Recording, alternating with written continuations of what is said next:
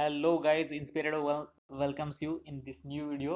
स्वागत है आपका ये इस नए वीडियो में। बहुत सारे स्टॉक्स हमारे हिट होते हैं। मैं वीडियो भी बनाता हूँ कि कैसे स्टॉक मैंने क्या साइकोलॉजी देख के मैंने वो स्टॉक लिया था, कैसे प्रॉफिट बुक किया हमने। पर कुछ स्टॉक्स है जो स्टॉप लॉस भी हिट होते हैं। ऐसा नहीं कि अगर कोई बोलता है कि 100% मेरे स्टॉक्स हिट होते हैं तो आप उससे बच के रहिए। ऐसा मार्केट में नहीं होता है। और जो भी वो बोलता है कि मैं लो से बाय करता हूँ और हाई पे सेल करता हूँ, तो उससे भी बच के रहिए। वो सिर्फ आपका पैसा अपने पॉकेट में डालने के लिए होते हैं। देखेंगे कि हमारा एक स्टॉक था। 13 अगस्त को मैंने टेलीग्राम ग्रुप पे कॉल दिया था। जुबिलेंट फूड उसका एक स्टॉक था। और जो हमने ऑलमोस्ट स्टॉप लॉस हिट हुआ था। टारगेट भी अपना बड़ा था और स्टॉप लॉस भी उस दिन अपना बड़ा था, फिर भी स्टॉप लॉस हिट हुआ। क्यों हुआ वो हम सोचेंगे। हम स्टडी करेंगे कि और ऐसा सिचुएशन बाद में आए तो हम कैसे वहाँ से पहले ही एग्जिट हो सकते हैं। सेकंड पॉइंट, क्या स्टॉक स्टॉप लॉस हिट होने से पहले ही कुछ संकेत देता है, क्या मैं आपके डायरेक्शन में नहीं जाने वाला हूँ, या फिर ऐसा कुछ देता है क्या। वो थोड़ा स्टडी करके मैंने ये वीडियो बनाया है। आज तो 16 अगस्त है, मैं 13 अगस्त के स्टॉक का रिव्यू दे रहा हूँ, इसलिए आप थोड़ा हैरान होंगे। पर देखिए क्या साइकोलॉजी है और क्यों मैं ऐसा बोल रहा हूँ, क्यों मैंने ये वीडियो बनाई हो आपको बाद में पता चलेगा। पर श्योर शॉट आपको थोड़ा नॉलेज आपका गेन होगा, थोड़ा नॉलेज आपको आज बढ़ने को मिलेगा। और सबसे इम्पोर्टेंट, अगर अपना स्टॉप लॉस हिट होने वाला है, उसका जो संकेत रहता है, उसका एक इंडिकेशन रहता है, वो अगर आपको पहले ही पता चले तो आपका लॉस कितना कम हो सकता है, इसका थोड़ा सोचिए आप आज। वीडियो देखने के बाद आपको पता चलेगा ही। ठीक है, पर आप टेलीग्राम ग्रुप पे जो जुड़ना चाहते हैं तो लिंक डिस्क्रिप्शन में है। वहाँ पे मैं सिर्फ सिखाने के लिए कॉल्स देता हूँ। आपको मैं नहीं बोलता कि आप इसमें ट्रेड लीजिए। फिर भी आप एक दो क्वांटिटी कर लेके ट्रेड करके देख सकते हैं कि क्या साइकोलॉजी रहता है, क्या एक्चुअल प्रेशर बिल्ड होता है। ये इसलिए क्योंकि आप लाइव मार्केट में जब अपना स्टॉक लेते हैं तब आपको पता चलता है कि लॉसेस कैसे होते हैं। स्क्रीन में लॉस दिखाई देता है तो हमें कैसे पेशेंस के साथ वहाँ पे खड़े रहना है। और हमें मानना तो है ही और जानना भी है कि कैसे हम प्रॉफिट को एंटर करेंगे। क्योंकि स्टार्टिंग में कुछ कुछ स्टॉक ऐसे होते हैं कि हमें हमें वहाँ स्क्रीन पे लॉस दिखाई देता है, तो हमें पेशेंस के साथ वहाँ पे खड़े रहना है। और ऐसा नहीं कि पूरा पेशेंस के साथ खड़े रहना है, अपने स्टॉप लॉस के साथ और पेशेंस के साथ अब हमें खड़े रहना है। और जैसे ही प्रॉफिट देके हमें बुक करना है। वो जो साइकोलॉजी रहती है, वो जो एक्चुअल ट्रेडिंग रहता है, वो आपको लाइव मार्केट में ही दिखे। इसलिए मैं बोलता हूँ कि एक दो क्वांटिटी लेके आप ट्रेड कर सकते हैं। पर आफ्टर ऑल आपका जो रिस्क रिवॉर्ड है, आपका बाकी का कुछ ये है, आपका कैपिटल कितना है, वो देख के आप ट्रेड कर सकते हैं। ऐसा मेरा मानना है। तो ठीक है, मैं आपको कोई रिकमेंडेड नहीं कर रहा हूँ कि आप ट्रेड कीजिए ही। और वो भी रूल्स के हिसाब से बराबर नहीं है। मैं आपको सिखाने के लिए ही वीडियो बना रहा हूँ। देखेंगे आज कि क्या साइकोलॉजी रहता है। रहा था मेरा जुबल फूड में 13 अगस्त को, और स्टॉप लॉस क्यों हिट हुआ। देखेंगे, मैंने कॉल दिया था। टेलीग्राम ग्रुप पे ही देख के मैं बताता हूँ। 13 अगस्त को, 13 ओके, 13 अगस्त को 10:06 पे मैंने कॉल दिया था। पहले देखेंगे कि 13 अगस्त किधर है, क्या है। ठीक है, ये है 13 अगस्त, जुबल फील्ड का स्टॉक है, 15 मिनट्स का कैंडल है, ट्रेडिंग व्यू का प्लेटफॉर्म है। और मैंने क्या क्या लगा है, वो जो सिंपल है, जो मैं हर एक वीडियो में आपको एक्सप्लेन करता हूँ, फिर भी नए व्यूअर्स के लिए फिर से एक्सप्लेन करता हूँ। व्यू ऐप जो भी ब्लैक लाइन से दिखाई दे रहा है, व्यू ऐप मतलब volume weighted average price. Volume जो आपको नीचे दिखाई दे रहा है, ये सब वॉल्यूम है। जो भी ट्रेड करते हैं उनको सबको पता रहेगा, सिर्फ फिर भी मैं एक्सप्लेन करता हूँ। उसके बाद है exponential moving average, EMA। Exponential moving average ये है 20 पीरियड्स का, जो भी ब्लू लाइन से, ये यहाँ पे देखिए ब्लू लाइन से दिखाई दे रहा है। उसके बाद है पिवोट्स, जो हम प्रॉफिट बुक करने के लिए या फिर स्टॉप लॉस के लिए यूज़ करते हैं, मोस्टली प्रॉफिट के लिए यूज़ करते हैं, स्टॉप लॉस के लिए मैं नहीं रिकमेंड करता कहाँ कहीं भी। ठीक है, तो ये है पिवोट्स पॉइंट्स, ये है R1, ये P1, ये R1 इस दिन का, ये P1, ये S1, ये सपोर्ट रहता है और रेजिस्टेंस रहता है। ठीक है, तो हम देखेंगे 13 अगस्त का ये चार्ट है जुबल फूड का, 15 मिनट्स का कैंडल्स है। पहला कैंडल कितना बनाया, देखिए बहुत बड़ा ग्रीन कैंडल, एक अपॉर्चुनिटी दिया कि यहाँ से बाय हो सकता है उस दिन के लिए। इसको मैं वॉच कर रहा था, पर उसके बाद देखिए पहला 15 मिनट का पहला कैंडल देखिए कि क्या हुआ था वहाँ पे। ये है 15 मिनट्स का, यह क्रॉस चेक मैंने यहाँ पे लाया और आपको यहाँ पे दिखेगा हाई और लो।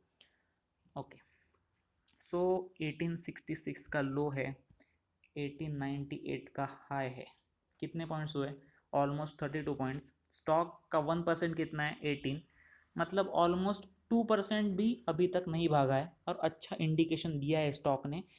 क्यों अच्छा इंडिकेशन मैं बोल रहा हूँ, क्योंकि ये एक ग्रीन कैंडल बना अच्छा खासा, वहाँ से ऊपर से प्रेशर भी नहीं आया सेलिंग का, विक भी अच्छा है, और उससे ज़्यादा इंपॉर्टेंट ये पिवोट्स पॉइंट्स के ऊपर क्लोज किया है। ऑलमोस्ट R1 को टच करने ही वाला था, पर पिवोट्स के बहुत ज़्यादा ऊपर क्लोज किया है। सो ये मेरा एक इंडिकेशन था कि यहाँ पे अगर बाय कर सकते हैं तो हमें कहाँ पे एंट्री लेना चाहिए, इसको मैं वॉच कर रहा था। पर मैं हड़बड़ी में कभी भी एंट्री नहीं लेता, मार्केट को थोड़ा स्टेबल होने देता हूँ। तो उसके बाद मैंने 15 मिनट्स का कैंडल देखा, तो वहाँ पे ऑलमोस्ट 50% भी वो उसके नीचे नहीं गया, ऑलमोस्ट ऊपर ही रहा। तो एक इंडिकेशन था कि हाँ यहाँ पे बाय कर सकते हैं, इसलिए मैंने 10:06 को, 10:06 कहाँ पे है देखेंगे। ओके, ये कैंडल था 10:06 का, ये देखिए ये कैंडल है वो।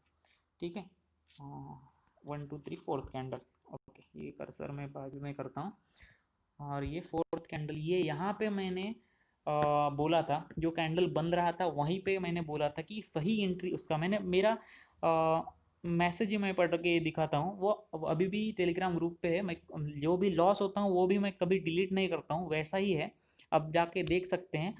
जुबल फूड नाउ एट 1905 पे था, 10:06, मतलब ये कैंडल अभी भी बनना स्टार्ट हुआ था, और ये ऐसा नहीं बना था, ये ऑलमोस्ट ऐसा मतलब ग्रीन में बन रहा था। और 10:06 को मैंने बोला था रियल एंट्री 1900 पे था, 1900 पे, पर यहाँ से भी आप बाय कर सकते हैं। और वहाँ पे प्राइस चालू था 1905 चालू था, और 1930 तक पॉसिबल है अपसाइड, ये मेरा मैसेज था 10:06 पे, वैसा ही है। अब क्या हुआ, मैंने तो 1900 पे एंट्री लिया था। अब आप सोचेंगे कि 1900 ये कहाँ से लेवल आया, ये मैंने क्यों किया। आप देखेंगे कि 1900 एक बड़ा लेवल होता है, 2000 एक बड़ा लेवल होता है, जो भी 100 के मल्टीपल्स में है वो एक अच्छे खासे लेवल्स माने जाते हैं। तो वहाँ पे क्या होता है, बहुत सारा ऑर्डर्स लगा रहता है, ऑलरेडी लगा रहता है। सो इसका जो हाई था, ये फर्स्ट कैंडल है, इसका हाई था 1898। तो आप वहाँ पे ब्लाइंडली एंटर नहीं कर सकते कभी भी, wait for it. Okay, sorry. So मैं ये बोल रहा था कि पहले कैंडल का हाई है वो 1898 है, तो वहाँ पे आप ब्लाइंडली एंटर नहीं कर सकते, क्योंकि उसके बाद एक बड़ा वैल्यू आने वाला है 1900 का, 1900 का, जो भी 1800 1700 में बाय किए होंगे वो एक साइकोलॉजिकल लेवल डिसाइड करके ही रखेंगे कि 1900 पे हमें प्रॉफिट बुक करना है। तो वहाँ पे एक सेलिंग प्रेशर भी जनरेट हो सकता है, या फिर आज के दिन यहाँ पे जिसने बाय किया है वो भी सोचेगा ना कि 1900 एक बड़ा वैल्यू है, वहाँ पे हम बुक करेंगे, क्योंकि ऑलमोस्ट 1870 ये वैल्यू है 1870 की। तो वहाँ से जिसने बाय किया है वो तो सोचेगा ना कि यहाँ पे आके मैं थोड़ा तो प्रॉफिट बुक करूँ, तो वहाँ से एक यू टर्न भी मार सकता है और पूरा नीचे भी जा सकता है। सो उसलिए मैंने बोला था कि, उसलिए मैंने ये बोला कि 1900 पे अपना एंट्री होना चाहिए था, पर अभी 1905 चल रहा है। वैसा भी पूरा मैंने एक्सप्लेन किया था टेलीग्राम ग्रुप पे कि यहाँ पे ऑन द स्पॉट क्या वैल्यू चल रहा है, पर 1900 अपना एंट्री प्राइस रहना चाहिए। तो पर वहाँ पर भी आप एंटर कर सकते हैं, क्योंकि मैं बुलिश था वहाँ वहाँ पे। और ये देखिए उसने R1 तोड़ा था, जिस कैंडल पे मैंने आपको कॉल दिया था, मतलब टेलीग्राम ग्रुप पे मैसेज डाला था, उसने ये R1 ऑलमोस्ट तोड़ने की कोशिश की थी, ऑलमोस्ट R1 तोड़ा था। और उसके बाद देखिए उसका R2 किधर था। जो भी मेरा साइकोलॉजी रहता है कि मैं R2 R1 पे ही प्रॉफिट बुक करता हूँ और मोस्ट ऑफ द टाइम वहाँ पे ही आता है। अगर R1 और R2 का वैल्यू बढ़ा है तो 50% ऑफ R1 एंड R2 हम बुक कर सकते हैं। ऐसा कुछ नहीं कि R2 पे ही जाना चाहिए, तो यहाँ पे भी बुक कर सकते हैं। पर मेरा जो साइकोलॉजी था वो मैं बुलिश था, बहुत सारा बुलिश था। और 1930 तक मैंने बोला था ऑलमोस्ट। इसका R2 का वैल्यू 1840 को आता है, 1840 को भी ऊपर आता है शायद, देखेंगे। Wait wait wait. Okay, right side को आपको दिखाई देगा ब्लैक में 1843। फिर भी मैंने 1830 सॉरी 1943 और 1930 का वैल्यू दिया था। मतलब वही सोच के दिया था कि उसके बीच में कहाँ से कहाँ तक तो बुक करेंगे, क्योंकि हर कोई चाहेगा कि यहाँ बुक करें, पर हम उतना नहीं जाएंगे क्योंकि वहाँ से झटके से रिवर्स कर सकता है स्टॉक। सो हमें जो पेशेंस के साथ मिला है वो भी हमें खोना ना पड़े, इसलिए मैंने 1930 का टारगेट दिया था। अभी हम देखेंगे कि मैंने स्टॉप लॉस कैसे डिसाइड किया था और वो क्या इंडिकेशन था जिसने हमें पहले ही बोल दिया था कि मैं यहाँ से ऊपर नहीं जाने वाला हूँ।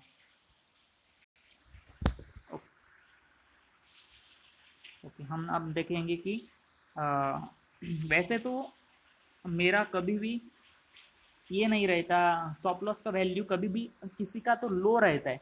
अब देखेंगे कि हमने किस पॉइंट को, मतलब इस कैंडल को मान के इसके ऊपर बाय करने का सोचा था, तो हमारा लो, जिसका इसका जो लो है वही तो स्टॉप लॉस रहना चाहिए ये। अब ये कितना होता है, ये ऑलमोस्ट रहा था उस दिन 1866। यहाँ पे आप देख सकते हैं 1866। अब सोचो कि 1900 या 1905 पे हम बाय करेंगे तो 1866 मतलब ऑलमोस्ट 40 पॉइंट्स, इतना बड़ा हम स्टॉप लॉस लेके जा सकते हैं क्या? और वहां से हमारा टारगेट था 1930, तो टारगेट कम हो रहा है और स्टॉप लॉस बड़ा हो रहा है, ये ऐसा लेके जा सकते हैं क्या?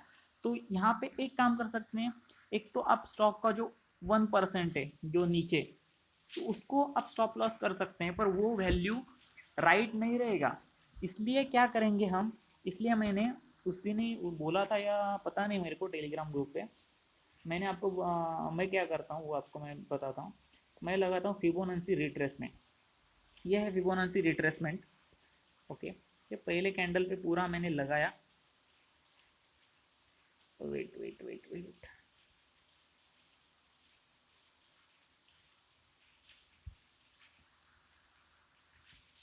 और ये दूसरा कैंडल यहाँ पे।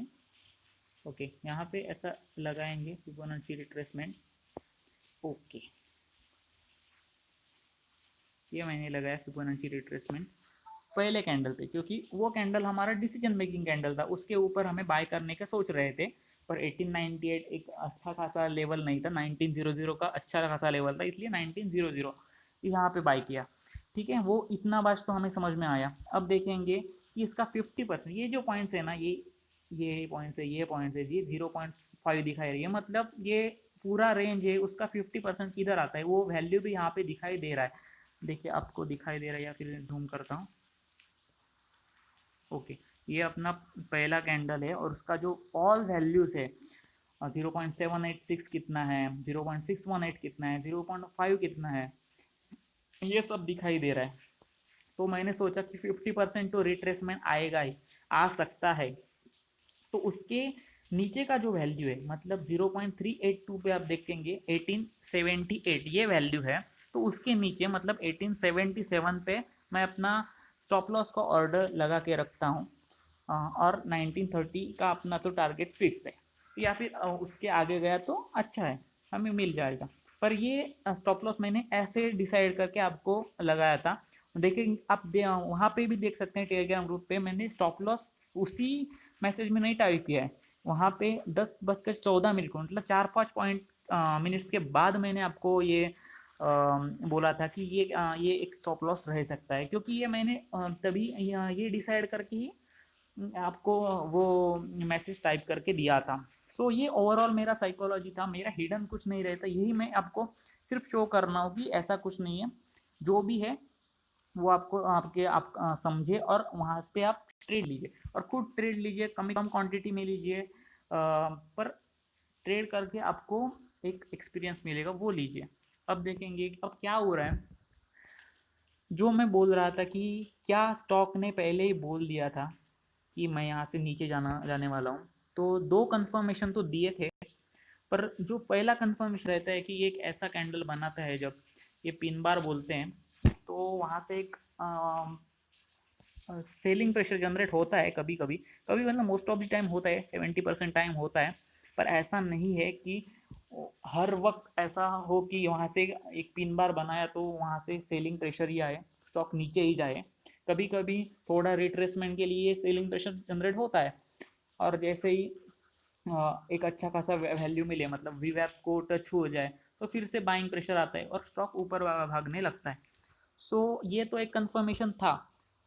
कब था? जब ये कैंडल बना अपना पहला ही कैंडल, तभी उसने कंफर्मेशन एक दिया था, सॉरी, तभी उसने एक कंफर्मेशन दिया था कि यहाँ से मैं नीचे जा सकता हूँ। पर ये कंफर्मेशन मैं नहीं मानता, क्योंकि ये ऐसा नहीं है कि हर वक्त काम नहीं करता। कभी कभी ये ऐसे कैंडल्स बनाता है, उसके बाद वी वैप को टच करता है और फिर से ऊपर भागता है।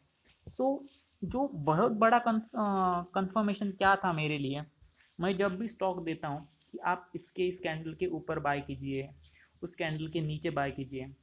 समझो ये कैंडल है, पहला कैंडल है, दूसरा कैंडल है, और इसके ऊपर आपको बाय करने को बोला है। कभी भी देखिए मेरा जो कॉल रहता है, इसको जैसे भी तोड़ता है ना, उसके जो 15 मिनट्स का ही देखिए, मैं 15 मिनट्स में ही ट्रेड करता हूँ।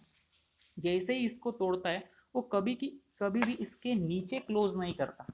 कभी भी आप ट्रेड करेंगे और आप अगर डिसाइड किया हुआ है कुछ भी वैल्यू, तो और आपका जो टाइम फ्रेम है, तो जो क्लोजिंग रहता है वो हमेशा आपका ऊपर ही रहना चाहिए। मतलब जहां पर भी आपने अपने ट्रेड में एंटर किया, 10 बजे किया, 10:15 को किया, जैसे ही जो पहला कैंडल बनता है वो हमारा प्रॉफिट ही शो करना चाहिए। वो एक निगेटिव कैंडल नहीं बनना चाहिए। मतलब एंट्री हमारा है यहाँ पे, और यहाँ से एक कैंडल बना, पर उसने क्लोज किया यहाँ पे आके मतलब निगेटिव में, ये अपना एंट्री है और ये यहाँ पे क्लोज कर रहा है, तो ये एक फर्स्ट एंड अल्टीमेट बोल सकते हैं, अल्टीमेट नहीं बोल सकते, पर ये फर्स्ट डिसीजन, फर्स्ट एक इंडिकेशन रहता है कि यहाँ पे कुछ गड़बड़ है, क्योंकि उसने हमारा जो एंट्री था उसके भी नीचे क्लोज किया, और ये फर्स्ट कैंडल में ही हुआ था।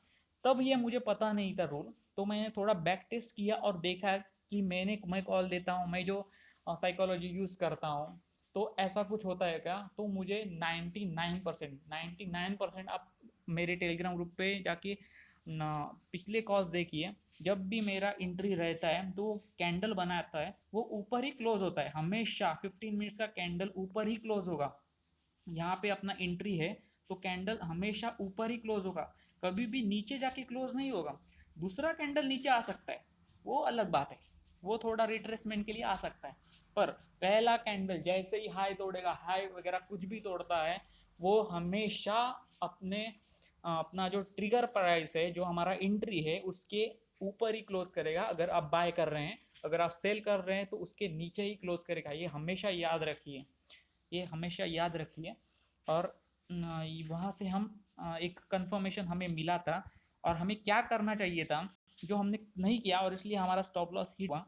जैसे ही ये कैंडल बना, हमें अपना स्टॉप लॉस यहाँ से इस कैंडल के लो के नीचे लाना चाहिए था, या फिर यहाँ पे भी लाए होते तो हमारे जो 20 पॉइंट्स गए, वहाँ पे हमारे 10 पॉइंट्स ही जाता।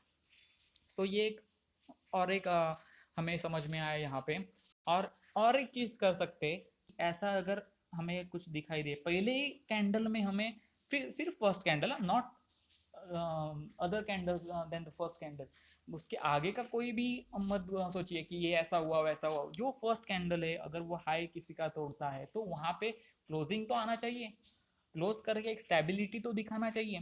सो फर्स्ट कैंडल, अगर सिर्फ फर्स्ट कैंडल अगर निगेटिव में क्लोज होता है, अपने ट्रिगर प्राइस के नीचे क्लोज होता है, तो दूसरे या तीसरे कैंडल में कभी भी आपको एटलीस्ट एंट्री प्राइस के ऊपर मिले ना, तो प्रॉफिट बुक कीजिए, 1 पॉइंट कीजिए, 2 पॉइंट कीजिए, और वहां से एग्जिट हो जाए। ये एक अच्छा रूल है, और ये भी मैं फॉलो करूंगा अभी से।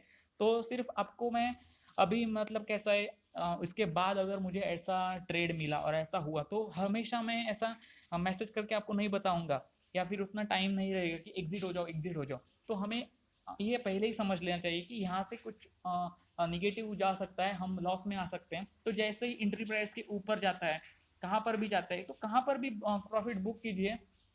या फिर जो हमने बोला कि जो पहला लोअर लो है, जो पहला लोअर है या दूसरा लोअर लो है, वहाँ पे एक स्टॉप लॉस ला के खड़ा कर दिए और वहाँ से एग्जिट हो जाए। तो ये ओवरऑल सेटअप था। उसके बाद मैं और एक वीडियो बनाना चाहूँगा जहाँ पर हम देखेंगे कि हमको स्टॉप लॉस कैसे ट्रेल करना है और ज़्यादा से ज़्यादा प्रॉफिट कैसे बुक करना है।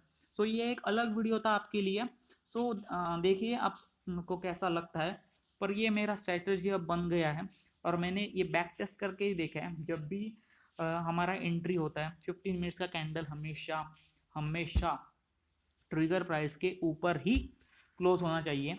आप अपना स्ट्रैटेजी देखिए, शायद आपको भी वैसा ही मिलेगा। ठीक है, so thank you for this and God bless you.